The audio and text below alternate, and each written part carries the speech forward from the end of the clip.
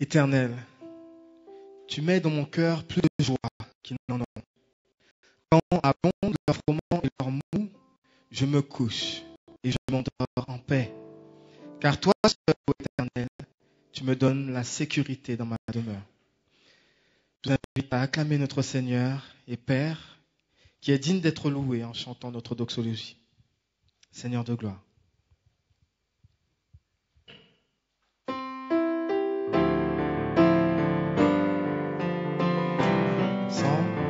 Seigneur de gloire, nous t'acclamons, tu es digne d'être loué. Seigneur de gloire, nous t'élevons, tu es digne d'être adoré. Car ton nom est Adonai, car ton nom est Shaddai. Nous élevons nos voix pour t'adorer, Seigneur, car tu es digne d'être loué. Car ton nom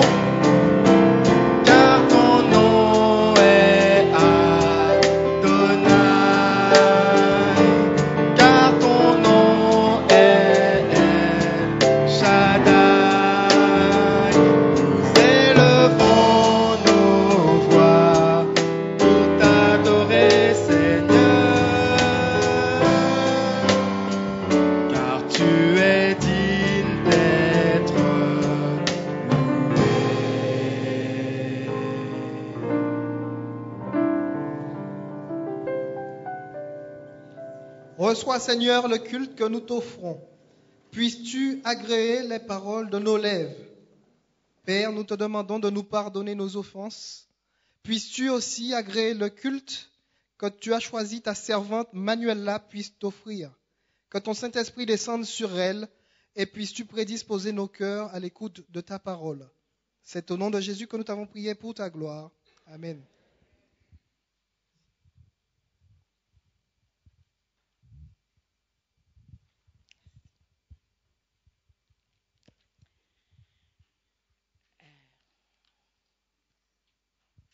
Membres de Pierrefitte, amis visiteurs, internautes, vous êtes les bien-aimés de l'Éternel. Et il vous adresse en ce matin un message d'amour. À chacun, personnellement, Jésus dit « Je t'aime d'un amour éternel.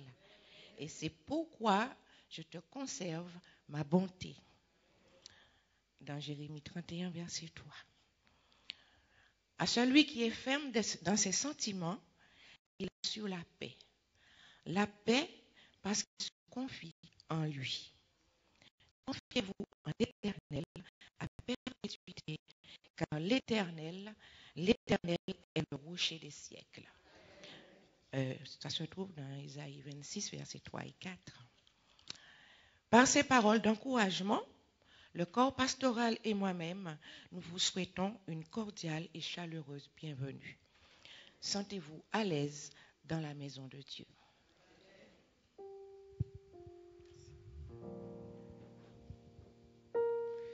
Il est écrit, « Je ne suis pas venu appeler à la repentance des justes, mais des pécheurs. »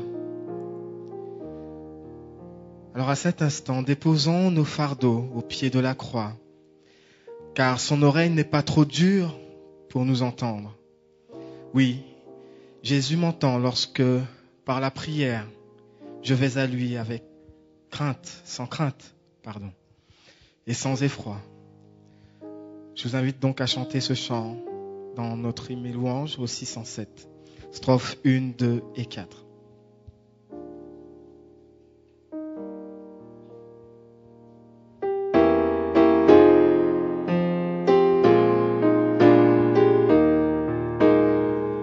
Jésus m'entend Lorsque par la prière, je vais à lui, sans crainte et sans effroi, il veut toujours plaider devant son Père pour un pécheur repentant tel que moi.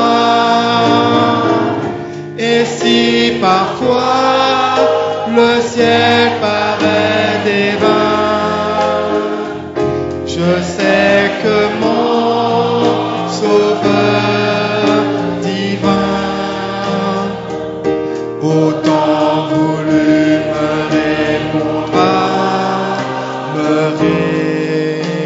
répondra.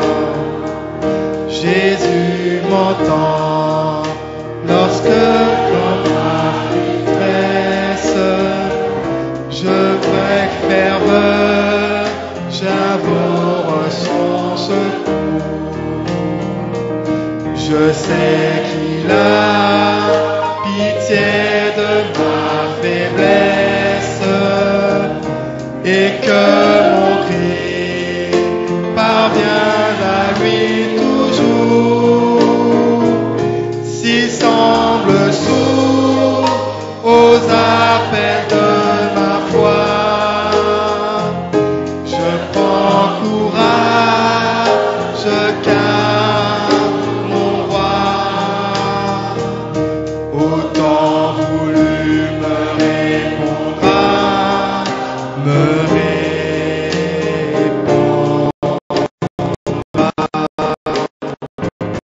Jésus m'entend, oui, j'en ai l'assurance. Il a perçu les accents de ma voix. J'avance en paix, guidé par l'espérance, sur le sentier de ces divines lois. Et je l'attends toujours avec bonheur, car Jésus, mon divin Sauveur, au temps voulu, me répondra, me répondra.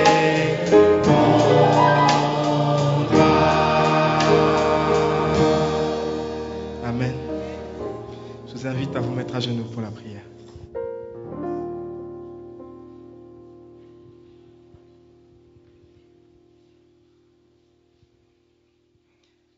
Gloire à toi, notre Dieu créateur. Tu as créé la terre et le ciel en 6 jours. Et le 7e jour, tu t'es reposé, Seigneur, de toutes tes œuvres. Merci, mon Dieu, car tu es un Dieu tout-puissant. Tu prends soin de tes enfants malgré nos faiblesses. Père, nous voici ici prosternés devant toi. Nous te remettons nos fardeaux, nos soucis, nos maladies, nos maux et nos problèmes, Seigneur. Nous voulons, Seigneur, que le culte que nous t'offrons soit de nature à te plaire. Père, nous te demandons de nous pardonner, de nous purifier de toute iniquité, que tu puisses déverser sur chacun de nous et sur nos familles qui ne sont pas ici, ton sang précieux qui purifie, qui efface toute iniquité, Seigneur. Père, nous te demandons, Seigneur, de nous remplir de ta présence. Remplis-nous, Seigneur, de ton Saint-Esprit, afin que nous puissions comprendre ta parole. Nous te disons merci, Père, pour la servante que tu as choisie, afin de nous apporter le pain de vie. Tu la connais, Seigneur, tu connais ses faiblesses, mais tu sais que c'est un instrument toujours volontaire, prêt à te servir, Seigneur. Merci, Père, pour les paroles, le message que tu as choisi et que tu l'as inspiré par l'intermédiaire de ton Saint-Esprit. Nous réclamons que tu puisses vraiment la donner la paix, la joie et l'assurance lorsqu'elle parlera en ton nom, Seigneur. car tu es un Dieu vivant et tu es un Dieu tout-puissant. Nous te prions, Père, de la soutenir et de la remplir d'une double portion de ton esprit, afin que tous puissent recevoir de toi le pain de vie et sortir d'ici édifiés et renouvelés par ton Esprit Saint, Seigneur. Père, nous te présentons les dîmes et les offrandes, produits des labeurs de notre travail que tu nous as accordés. Tu connais aussi tous ceux qui n'ont pas la possibilité de pouvoir participer, Seigneur. Nous te demandons de les bénir autant que nous et de permettre que cet argent puisse fructifier pour l'avancement de ton œuvre d'évangélisation dans le monde, Seigneur. Nous te prions pour les dirigeants de ce pays, pour les autorités, pour les politiques. Père, nous savons que tu es à la tête de toute société et que quoi qu'il advienne de nous ou des décisions qui sont prises en haut, même si les choses semblent ne pas aller comme toi tu le souhaites, nous savons que c'est ta prophétie qui s'accomplira, Seigneur. Merci, Père, car tu es un Dieu d'amour et tu nous as déjà révélé d'avance les choses à venir. Apprends-nous, Seigneur, à tourner la face vers toi et à nous abandonner entièrement entre tes mains, afin que nous puissions chaque jour au quotidien te faire confiance et triompher dans nos faiblesses, Seigneur. Que ton Saint-Esprit demeure parmi nous et que ta gloire soit sur chacun de nous. C'est au nom de Jésus que nous t'avons prié pour ta gloire. Amen.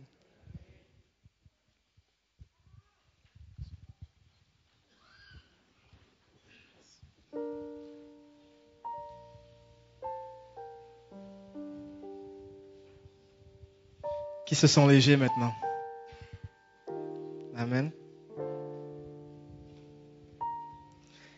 En Jésus, heureux les pauvres en esprit, car le royaume des cieux est à eux. Heureux les attristés, car ils seront consolés. Heureux les indulgents, car ils hériteront la terre. Heureux ceux qui ont faim et soif de la justice, car ils seront rassasiés. Heureux les miséricordieux, car ils obtiendront miséricorde. Heureux ceux qui ont le cœur pur, car ils verront Dieu. Il s'agit là d'adoration, d'adorer Dieu de tout mon cœur, de toute mon âme et de toute ma force. Car il est mon Dieu. Il est notre Dieu. Chantons-le.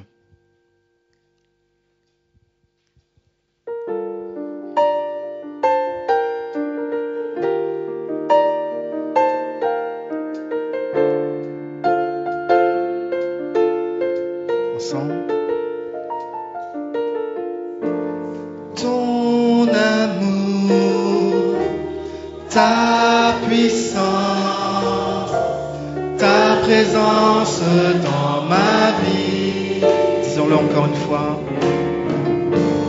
Ton amour, ta puissance, ta présence dans ma vie. Réclamons sa puissance encore une fois. Ton amour,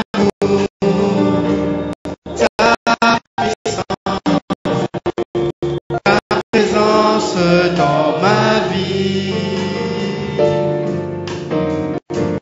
ton amour, ta puissance, ta présence dans ma vie, et je veux t'adorer de tout mon cœur, et je veux t'adorer de toute mon âme.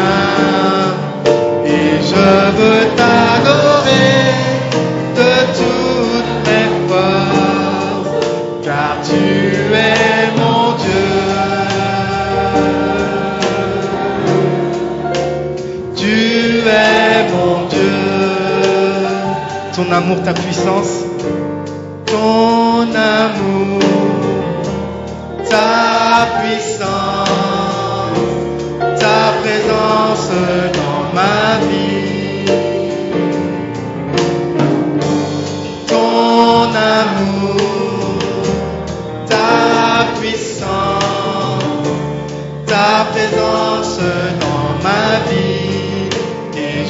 veux t'adorer de tout mon cœur. Et je veux t'adorer de toute mon âme. Et je veux t'adorer de toutes mes forces, car tu es mon Dieu. Tu es mon Dieu. Et je veux t'adorer. Et je veux t'adorer de tout mon cœur. Et je veux t'adorer de toute mon âme. Et je veux t'adorer de toutes mes forces, car tu es mon Dieu. Tu es mon Dieu, car tu es ma force. Car tu es ma force. Tu es ma force. Car tu es ma joie. Car tu es ma joie. Oui, je te loue, Seigneur. Oui, je te loue, car tu es ma paix. Car tu es ma paix. Oui, je te loue. Oui, je te loue. Ainsi, ma coupe déborde par l'Esprit Saint.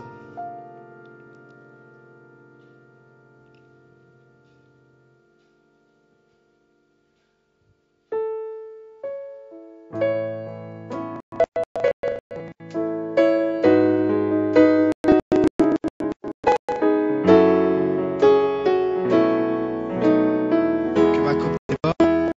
Que ma coupe déborde, que mon cœur soit rempli, bien transformer ma vie.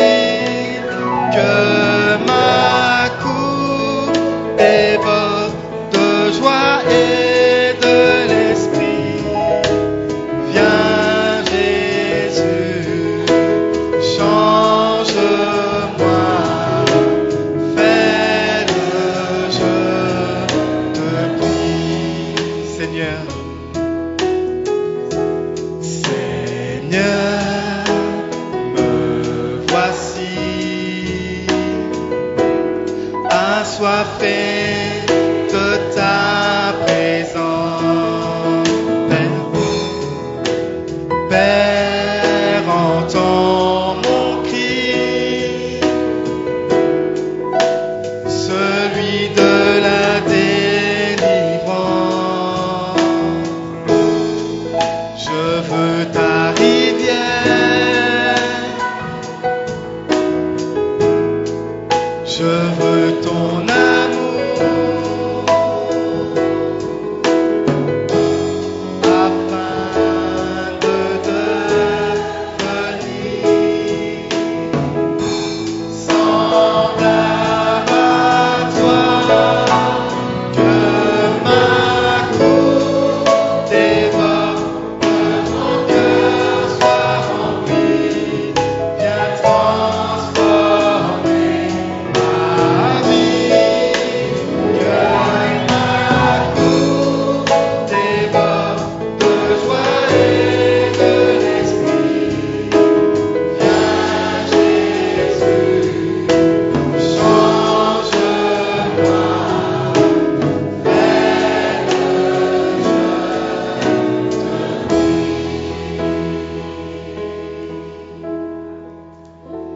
Amen. C'est maintenant le temps de l'histoire des enfants.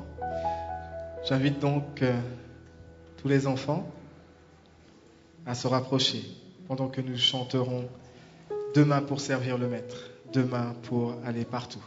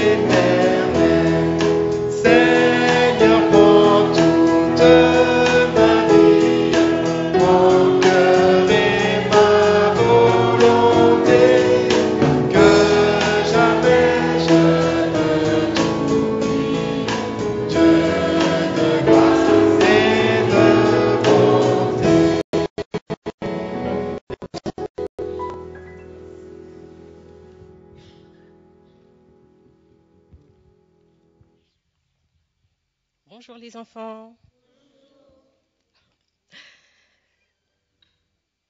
Alors, pouvez-vous imaginer d'être des missionnaires pour Dieu?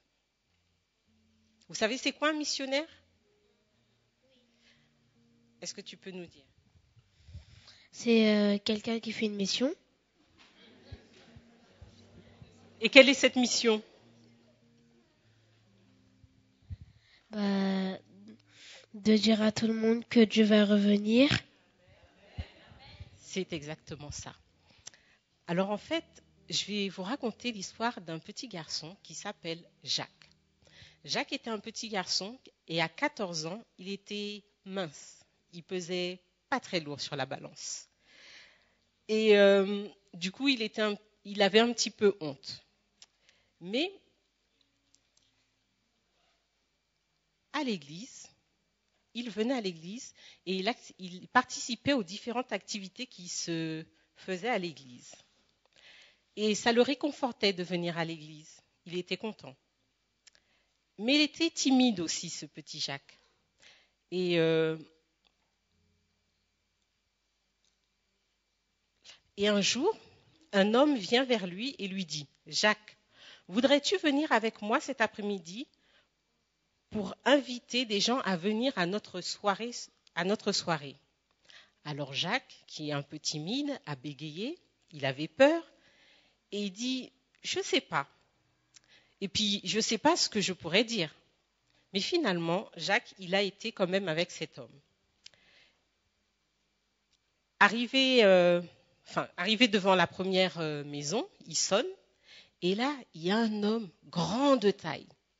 C'était quelqu'un de célèbre, c'était un joueur de football. Et ce joueur, et le monsieur qui l'a accompagné, le pousse, et il dit au joueur, « Jacques a quelque chose à vous dire. » Jacques avait très peur. Et il finit par dire, « Voulez-vous venir à une soirée à notre église aujourd'hui ?» Est-ce que vous pouvez savoir ce que le monsieur a répondu? Eh bien, il a répondu oui. Il voulait bien y aller. Et du coup, il a été. Il était assis à côté de Jacques. Et ce jour-là, ce footballeur a accepté de recevoir Jésus comme son sauveur personnel. Et Jacques a compris que même s'il était petit, même s'il était mince, qu'il pouvait quand même mener des gens à Dieu.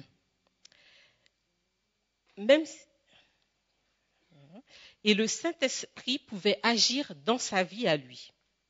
Jacques est devenu un homme. Il est le pasteur d'une grande église aux États-Unis. Il accueille 14 000 membres. En fait, ça fait beaucoup, beaucoup de personnes. Et chaque semaine, Jacques dirige, vous savez quoi?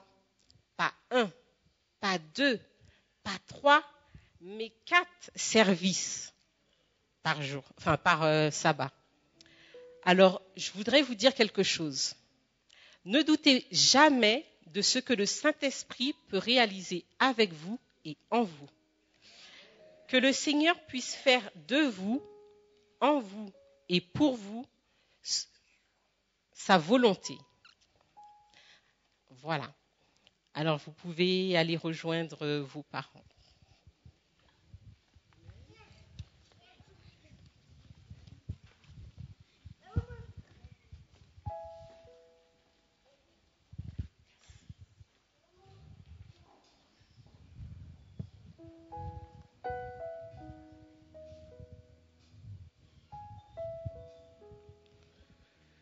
Seigneur, en ce jour de sabbat, reçois nos dîmes et nos offrandes volontaires.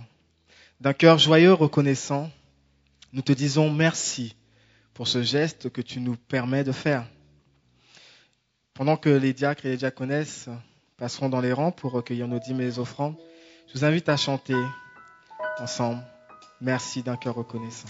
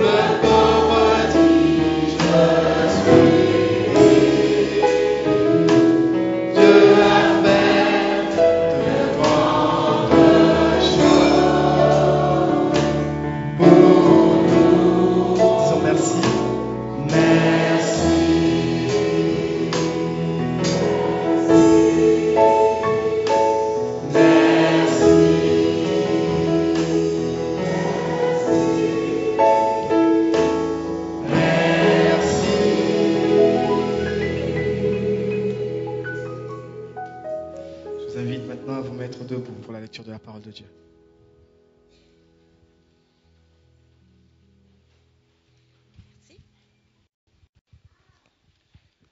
Le texte de base ce matin se trouve dans le psaume 127 et le verset 1. Si l'Éternel ne bâtit la maison, ceux qui la bâtissent travaillent en vain.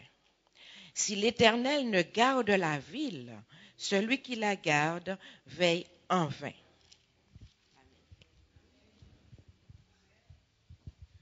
Vous pouvez vous asseoir.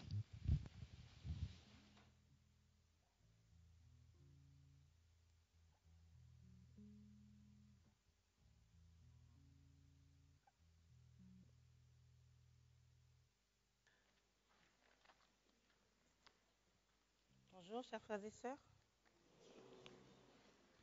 Vous allez bien? Vous allez bien? Vous êtes heureux? Ça ira mieux plus tard. Vous êtes heureux d'être dans la maison de Dieu? Oui. Ah bien, je me fais une joie vraiment de vous saluer fraternellement en Jésus-Christ, au nom du département de la famille. C'est vrai que c'est pour moi une joie d'être là, même si ça ne se voit pas de beaucoup. Mais je suis quand même heureuse d'être avec vous ce matin, particulièrement dans la maison de Dieu. Le ministère de la famille, nous avons mis sur place cette année différents pôles afin de répondre aux différents besoins de chacun. Et nous ferons de notre mieux avec votre aide et avec l'aide de Dieu afin que nous puissions parvenir à atteindre les différents objectifs que Dieu a pour chacun de nous. Et cet après-midi, je vous invite à nous rejoindre parce que nous avons une rencontre cet après-midi. Et aussi demain matin, pour les aînés, c'est-à-dire ceux qui ont plus de 60 ans, nous avons aussi une rencontre à partir de 9h30. Et je vous invite vraiment à faire des projets pour participer à tous ces programmes que nous mettons sur place parce que nous voulons vraiment ensemble, comme je viens de dire, atteindre ces objectifs. Et c'est pour cela, ce matin, j'ai intitulé le message « Si vous avez été heureux un jour, êtes-vous toujours heureux ?» Je vous invite à incliner la tête. Notre Père et notre Dieu, ton peuple se trouve devant toi. Que par ton esprit tu nous assistes et que tu parles à nos cœurs et que nous puissions être attentifs à ta voix. Nous t'avons prié au nom de Jésus et pour ta gloire. Alors, si vous avez été heureux un jour, êtes-vous toujours heureux? Le texte de base qui se trouve dans le psaume 127, le verset 1 nous dit « Si l'Éternel ne bâtit la maison, celui qui l'a bâti travaille en vain, et si l'Éternel ne veille, ceux qui veillent, veillent en vain. » Ce texte regroupe tout ce que je vais vous dire en ce matin. Aujourd'hui, dans la société, nous avons des familles qui réussissent, nous avons aussi des familles qui échouent, et tout cela simplement pour une question de modèle. L'état des lieux concernant nos familles aujourd'hui, pas besoin d'avoir fait médecine pour se rendre compte que nos familles sont malades. Les familles ne vont pas bien aujourd'hui. La famille est malade, peut-on dire. Parce que ce qui se vit et ce qui sévit autour de nous est vraiment affreux. Abus, trahison, fugue, rébellion, divorce, abandon. Avant, on pouvait dire dans le monde. Mais aujourd'hui, malheureusement, il y a un flot qui emporte tout sur son passage. Et malheureusement, au sein de notre communauté, au sein de notre Église, il y arrive des fois des choses qui sont vraiment scandaleuses. Des choses qu'on ne voyait pas il y a de cela 20 ans ou 30 ans. Et si cela arrivait, souvent, toute l'Église était en pleurs. Toute l'Église était attristée. Mais aujourd'hui, souvent, on s'installe dans des situations qui sont critiques. Et des fois, on ose même dire que j'ai le droit parce que c'est ma vie privée. La violence qui s'installe autour de nous, aujourd'hui, risque de se retrouver dans nos églises si nous ne faisons pas attention. Parce que lorsque nous regardons autour de nous, nous constatons que plus le nombre de psys a augmenté, plus le nombre de malades augmente. Trop souvent, les choses qui sont à l'extérieur se retrouvent à l'intérieur, c'est-à-dire dans nos églises. Des tensions dans les familles qui peuvent à tout moment exploser. Cette semaine, je ne sais pas si vous avez entendu, il y a une femme qui a tué son mari de 316 coups de couteau. En tant qu'Église, en tant qu'enfants de Dieu, que faisons-nous pour que ces choses n'arrivent pas au sein de notre Église? Chaque fois que nous rentrons dans le sabbat, nous devons rentrer dans le repos de Dieu. Nous devons nous décharger de nos fardeaux. Mais nos fardeaux ne sont pas nos sacs à dos que nous traînons pendant la semaine et que nous déposons dans un coin le vendredi soir, heureux de les déposer et contents de les reprendre le lundi. Nos fardeaux, ce sont nos rancunes, ce sont nos aigreurs, ce sont nos péchés, nos tiraillements. Comment peut-on effectivement laisser une semaine s'écouler? Le lundi, nous avons moment de prière. Le mercredi, nous avons réunion de prière. Nous faisons le culte le matin, le soir. Comment se fait-il que nous pouvons arriver le samedi avec nos aigreurs et chargés même des fois comme des mulets? Comment cela peut-il arriver? Lorsque Dieu a institué le repos, c'était pour nous, le sabbat, c'était pour nous permettre de rentrer dans ce repos, afin de le rencontrer, mais afin que nous puissions vraiment nous décharger de nos soucis. Et tout ce que nous avons pendant la semaine, ce sont des coupe-feux, afin que nous puissions, jour après jour, déposer au pied de Dieu nos fardeaux pour que nous puissions être un jour libérés. Dans nos familles aujourd'hui, il y a beaucoup de violence. Mais il n'y a pas seulement la violence physique, il y a aussi la violence morale, parce que ce n'est pas toujours avec le bâton qu'on tape, mais souvent aussi avec des mots blessants, des attitudes blessantes qui n'ont rien à voir avec la beauté du christianisme et de l'évangile. On constate aujourd'hui aussi que l'éducation chrétienne n'est pas faite, ou elle n'est pas faite aussitôt comme elle le devrait. Pourquoi? Parce que beaucoup de familles sont en souffrance et parfois trop fragiles pour pouvoir mener à bien la tâche éducative qui leur a été confiée. Je vous invite à prendre avec moi votre Bible dans 1 Corinthiens 6, le verset 11.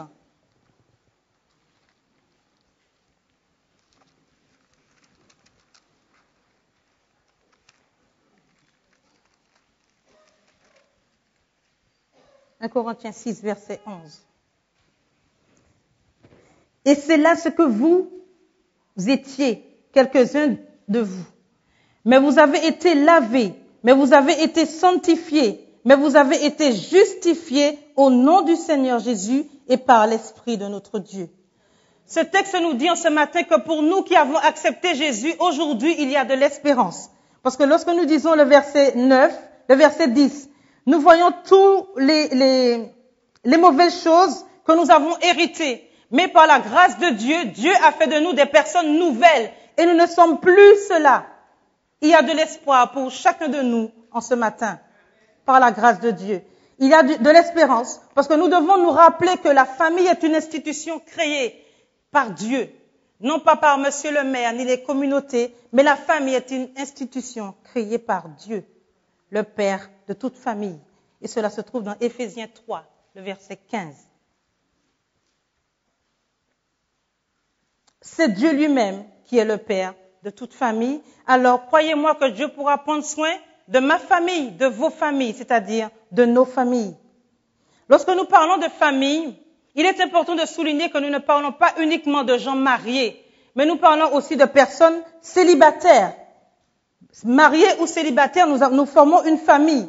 Dieu n'a pas créé la famille chrétienne aujourd'hui pour qu'elle vive ce qu'elle est en train de vivre de si atroce. La famille a été créée par Dieu dans le but de répondre à des besoins précis, des besoins fondamentaux, des objectifs à atteindre par ma famille, vos familles. La famille est appelée à répondre à des besoins. Le besoin d'amour, le besoin de partage, le besoin de sécurité, le besoin de communication, le besoin d'entraide et aussi le besoin de bonheur et le besoin d'intimité. Il faut que vous sachiez et que vous soyez vraiment sûrs que Dieu veut que nous soyons heureux. Parce qu'on aurait dit que lorsqu'on parle de Dieu, on doit voir un cimetière ou un enterrement. Des gens tristes. Non. Lorsque nous parlons de Dieu, du bon Dieu que nous connaissons, ça devrait être la joie, la gaieté, le bonheur, n'est-ce pas? Alors, je ne sais pas si vous êtes convaincus. La famille doit être aussi également un lieu de formation de disciples. Ce qui devait être vécu dans les familles devrait nous rapprocher de Dieu chaque jour. Si nous voulons connaître Dieu, il nous faut apprendre à nous connaître les uns les autres. La Bible dit que celui qui ne connaît pas, qui n'aime pas son frère qu'il voit, ne peut aimer Dieu qu'il ne voit pas. Nous devons apprendre d'abord à nous aimer dans nos familles, entre frères et sœurs, entre mère et père, entre frères et sœurs lorsque nous venons à l'église. Nous devons apprendre à découvrir qu'est-ce que l'amour. Si je connais bien mon papa, je connais bien ma maman, je connais bien mes frères et sœurs. Par là, je pourrais apprendre vraiment à connaître qui est Dieu. Et il y a un livre qui reste d'actualité, qui n'a pas perdu une ride, c'est Le Foyer chrétien. Et je recommande à chaque famille ici de l'avoir. Et ce livre nous dit que le foyer est appelé à être un coin du ciel, ici-bas. Alors même si on nous parle de crise, la crise, elle est réelle, n'est-ce pas?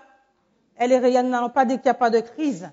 Mais le Seigneur a prévu un lieu d'épanouissement, un lieu où on est à l'abri de tout cela. C'est-à-dire, lorsque je rentre dans mon foyer, la crise n'existe plus.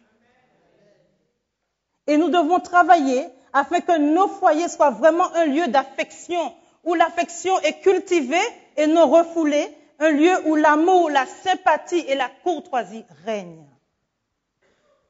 La plus belle illustration du ciel est un foyer dirigé par l'Esprit de Dieu. Soyez conscients que le bonheur commence aujourd'hui, c'est-à-dire maintenant et ici-bas. Pas lorsque nous serons là-haut. C'est maintenant que nous devons apprendre à vivre ce bonheur parce que le Seigneur nous a dit que cela est possible maintenant et surtout aujourd'hui, dans mon foyer et dans vos foyers.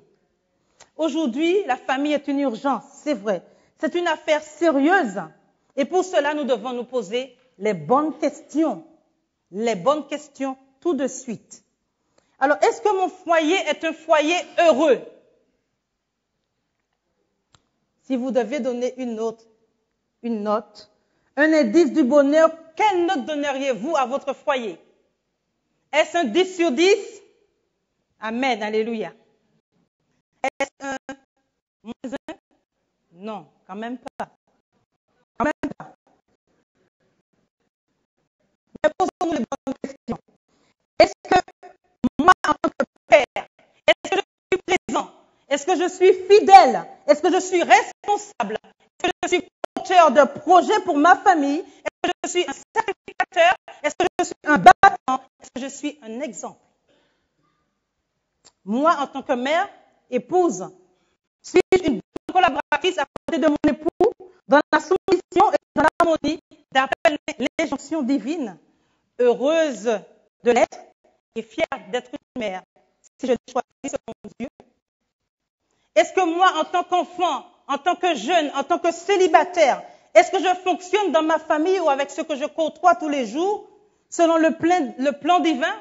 Ou est-ce que je suis là, toujours en train de vouloir faire la guerre avec mes parents en embuscade? Toujours là pour pouvoir bloquer une situation et revendiquer quelque chose? Est-ce que je fonctionne d'après les normes divines, d'après les directives divines et d'après quel modèle?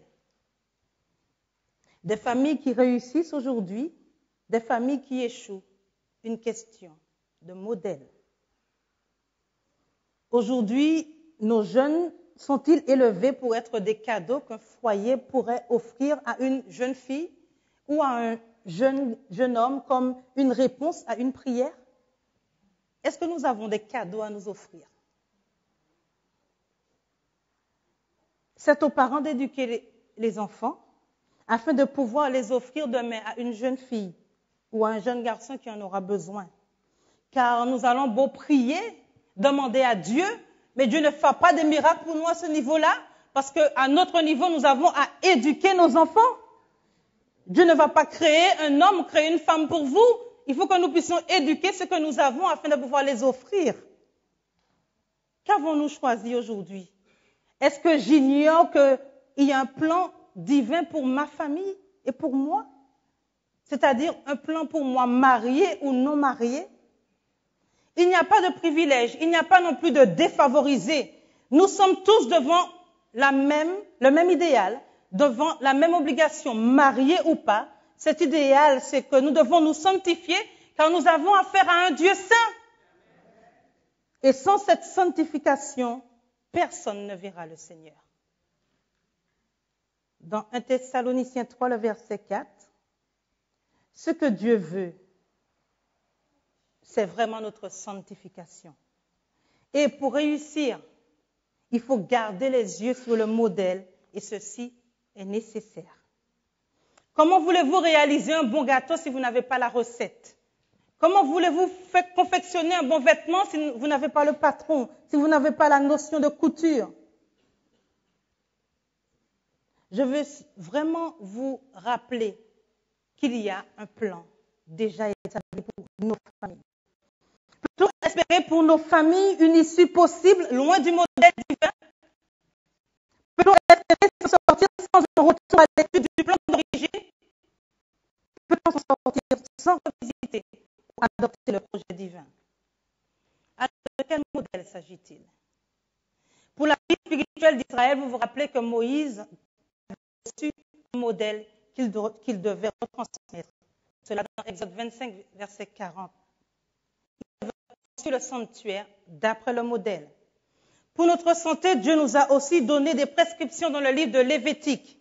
Alors, comment peut-on penser que pour l'édification du temple que nous sommes, des édifices que nous sommes, des hôtels que nous représentons, comment pouvons-nous imaginer que Dieu ne nous aurait pas donné de plan? Comment pouvez-vous imaginer que Dieu nous aurait laissé sans plan? Tout ce qui concerne la famille doit être fait selon le modèle divin. Le foyer doit être pensé d'après le modèle divin. Et le modèle divin est le suivant. Selon le Seigneur, dans le Seigneur, comme Christ. La famille doit être constituée dans le Seigneur.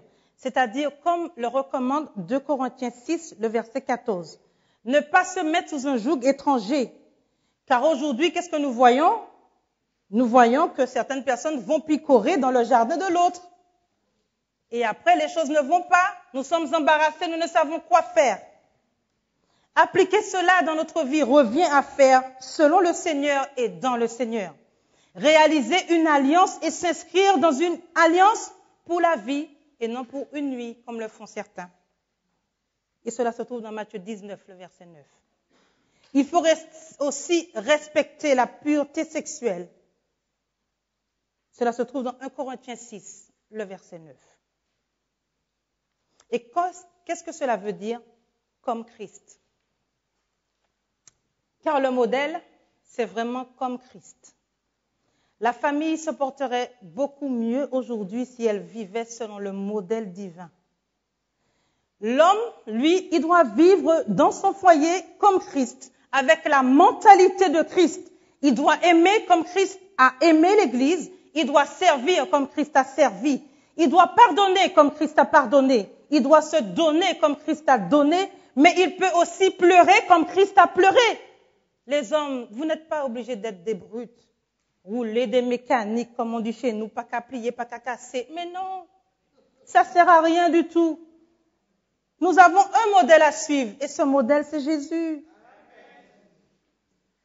Il ne suffit pas seulement de rapporter à manger, mettre dans le frigo, mettre à manger sur la table. On va dire que c'est déjà bien. Mais ce n'est pas suffisant. Comme Christ, il doit être bon, généreux, tendre, patient. En un mot, il doit développer les fruits de l'esprit.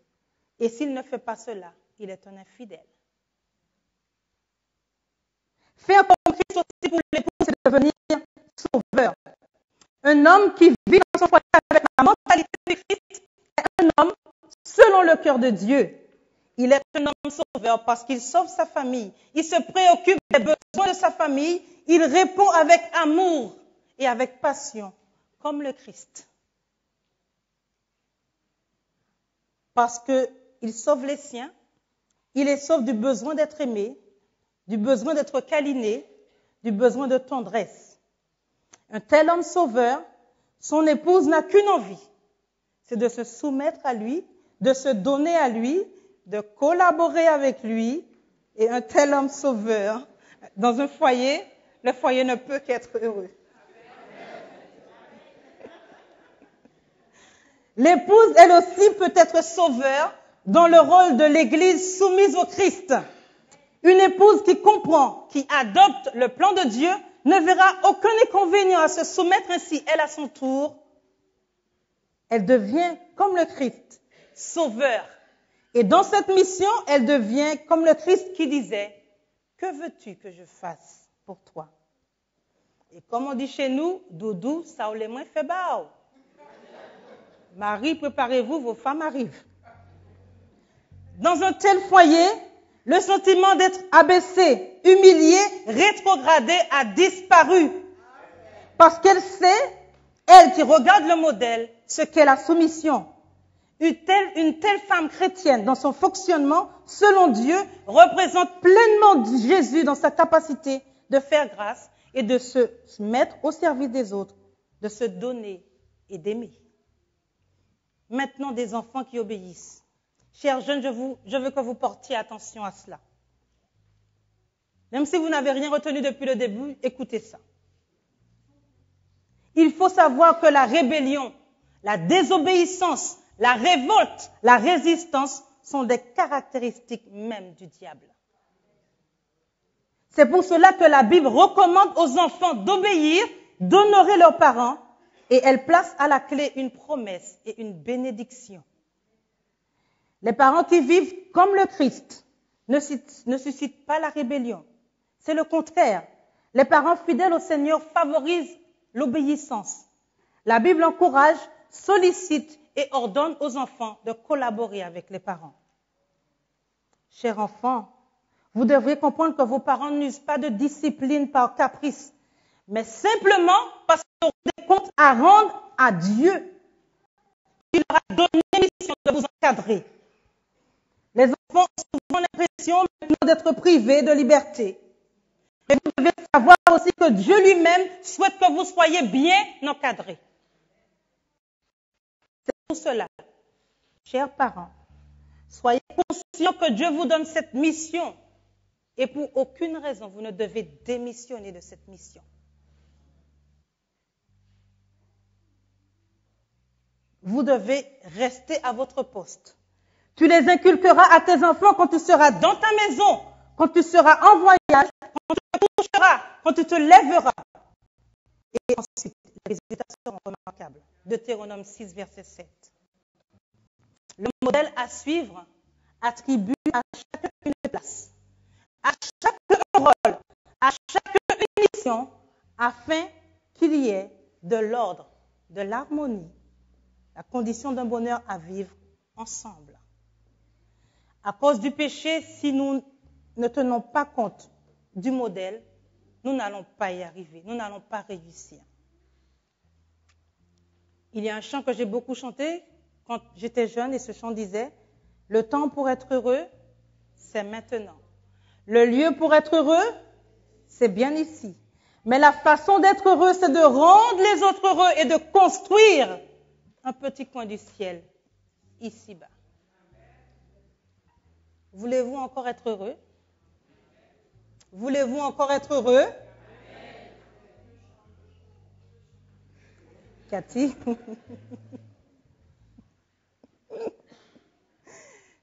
Chers amis, chers frères et sœurs, Dieu cherche des familles sur lesquelles il veut compter. Est-ce que Dieu peut compter sur nos familles à Pierrefitte? Est-ce que Dieu peut compter sur nos familles à Pierrefitte?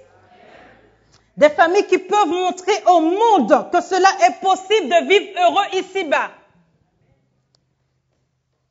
Si vous avez été heureux un jour, êtes-vous toujours heureux? Toujours heureux? Amen. Vous savez, si nous n'avons pas toujours été à la hauteur, n'ayons pas peur de dire pardon à Dieu. Pardon Seigneur, car nous n'avons pas toujours été à la hauteur de la tâche que tu nous as confiée. Mais aide-nous Seigneur à partir d'aujourd'hui, par ta grâce, à faire de nos familles des familles qui brillent pour toi.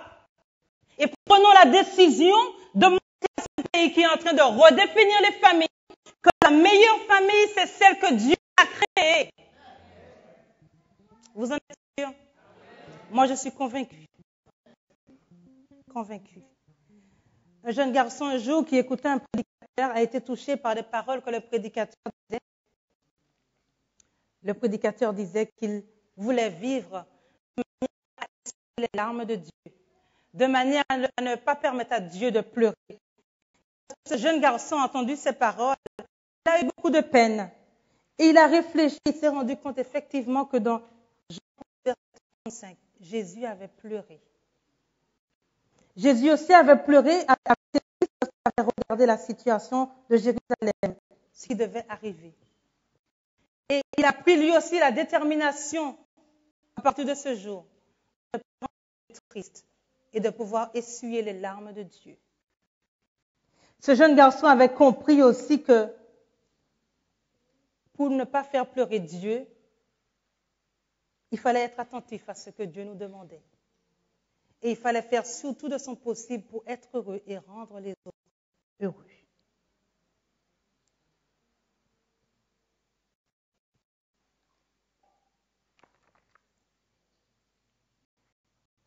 Aujourd'hui, à Pierrefitte, tandis que nous sommes en période d'évangélisation, le meilleur moyen que nous devons montrer à ce monde autour de nous, c'est qu'avec Jésus, ça marche. Avec Jésus, ça marche. Il nous est possible d'avoir des familles heureuses. Aujourd'hui, c'est possible. Mais uniquement avec Jésus, ça va marcher. Par la grâce de Dieu, quelles que soient les difficultés que nous avons eues, que nous aurons, disons-le avec Jésus, c'est possible. Ceux qui n'ont pas suivi le plan de Dieu et ceux qui ne veulent pas le suivre ne vont pas réussir. Mais ceux qui vont tenter de le suivre et ceux qui vont le suivre, ceux-là vont réussir. Voulez-vous réussir? Voulez-vous présenter vos familles à Dieu lorsqu'il reviendra? Lorsqu'il vous demandera pour vos enfants, voulez-vous dire à Dieu, voici les enfants que tu m'as confiés? Si vous voulez le dire, je vous invite à vous tenir debout. À prendre cet engagement de montrer au monde que c'est possible de vivre heureux et de dire avec Jésus, ça marche. Et le Seigneur fonde de grands espoirs sur nos familles, car quand elles produisent du bonheur, là où elles sont placées, heureux où Dieu nous a placés, dans la mission que Dieu nous a donnée, alors la famille devient le meilleur outil possible, le meilleur argument en faveur de la vérité. Et vraiment, c'est ce que Dieu voudrait pour chaque famille ici en ce matin. Et je souhaite vraiment que nous puissions prendre l'engagement dès aujourd'hui à rester fidèles au poste que Dieu nous a confié en tant que mère, père, célibataire, là où nous vivons, à savoir que nous représentons Christ et que nous avons un idéal, nous l'avons déjà en nous, c'est-à-dire de représenter Christ. J'invite le premier ancien à nous rejoindre afin que nous puissions prendre une prière ce matin, à nous engager fermement.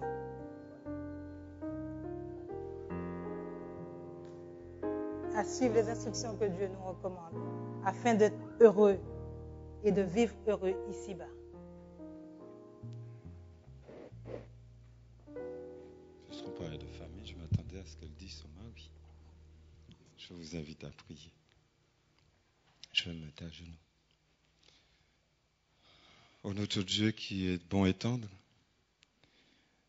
ton amour est incommensurable et tu as voulu, Seigneur, exprimer tout ton amour à ton auditoire ce matin. Notre Père qui est Dieu et qui est tout-puissant, nous nous adressons à toi maintenant parce que, Seigneur, nous avons échoué dans cette responsabilité. Nous sommes tous conscients que tu as un plan pour ta famille ici-bas. Et tu nous as appelés depuis très longtemps à demeurer en toi, Seigneur, afin de pouvoir refléter ton caractère dans nos foyers, dans nos églises et aussi là où nous nous trouvons, là où nous vivons. Seigneur, si le monde est encore hostile à ta parole, c'est parce que nous n'avons pas été honnêtes avec toi. Nous avons porté ton nom et nous avons fait n'importe quoi de ton nom. Nous t'avons déshonoré en sorte que tu puisses avoir des larmes sur ton merveilleux visage. Alors humblement, au nom de cette assemblée, ô Jésus, je viens te demander pardon. Mais avec la résolution, Seigneur, de considérer aujourd'hui ce plan que tu as pour chacun d'entre nous. Permets que là où nous puissions nous trouver, Seigneur, ce sera une place où tu résides et qu'à aucun moment nous puissions nous détourner de ta parole. Seigneur, nous aspirons à ce moment d'être heureux en ta présence, là où nous sommes. Ô Dieu, que par ton Saint-Esprit, tu puisses descendre sur chacun d'entre nous ici-bas. Et aussi sur ceux et celles qui ont suivi à travers les ondes, Seigneur, par Internet. Permets, Seigneur, que chaque enfant, chaque jeune, chaque femme, chaque homme puisse prendre conscience que nous sommes, Seigneur, des dispensateurs de paix sur cette terre. Et qu'à travers, Seigneur, ta miséricorde, nous réaliserons ta volonté. Il nous faut de la foi. Il faut que notre foi grandisse afin de réaliser ta volonté, ô Dieu. Alors nous nous abandonnons entre tes mains. Et que ta puissance, Seigneur, nous saisisse. Et que nous soyons debout au nom de Jésus. Afin de porter ton nom bien haut jusqu'à ce que tu viennes au nom de Jésus. Amen. Amen.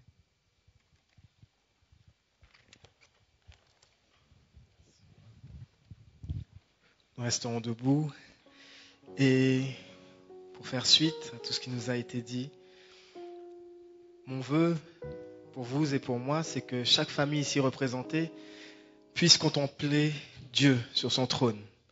Et c'est pour cela que, si vous adhérez à cela, chantons ensemble au 394, Contempler mon Dieu sur ton trône.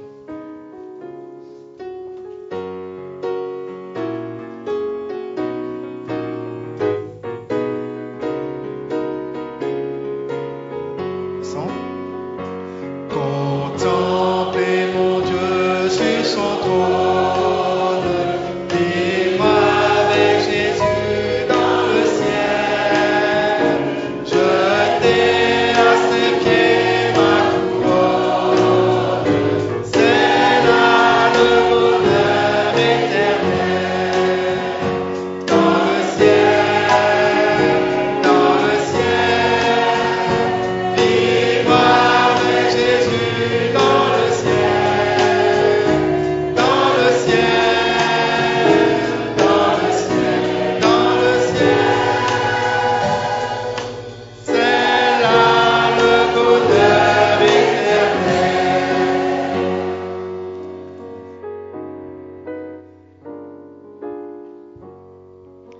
Fermons les yeux. Recevons la bénédiction. Que la grâce, la paix et l'amour de notre Dieu et de notre bien-aimé divin frère Jésus-Christ vous soient multipliés. Allons en paix. Amen.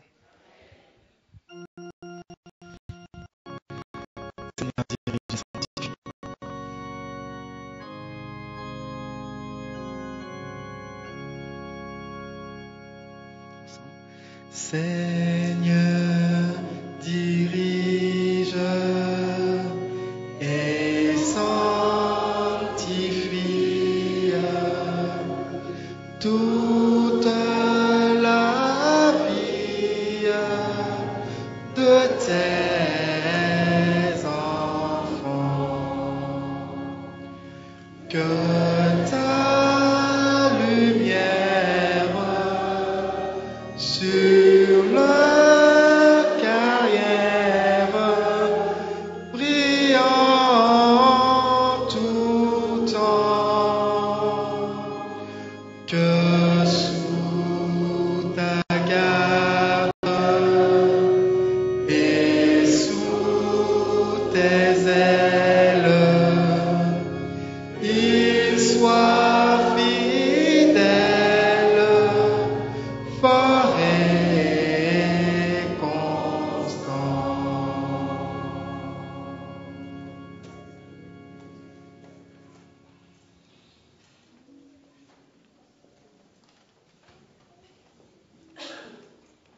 Fermons les yeux. Éternel, notre Dieu, notre Père, nous te disons merci, car tu as tenu parole, Seigneur. Tu nous as édifiés par l'intermédiaire de ta servante. Tu nous permets de prendre part à ta cause.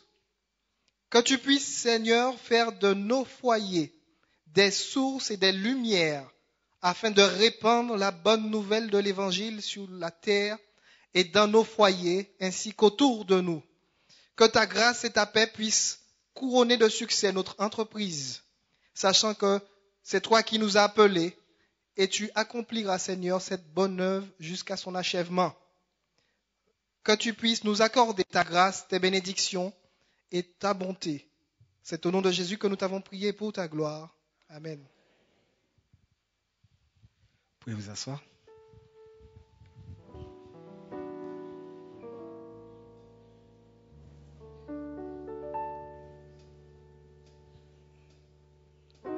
Pendant la semaine qui s'ouvre devant nous, ayons à l'esprit cette assurance que le Seigneur nous délivrera de tout mal. Oui, notre seul abri, c'est toi, Seigneur. Chantons ensemble. J'invite les diacres et les diaconesses à nous faire sortir.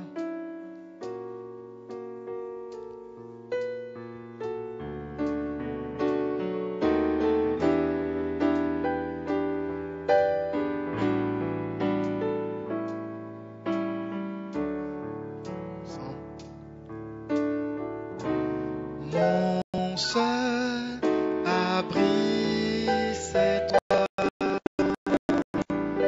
toujours mon cœur me chantera, car tu me délivres, et chaque fois que j'ai peur, je m'appuie sur toi. Je m'appuie sur toi et dans ma faiblesse,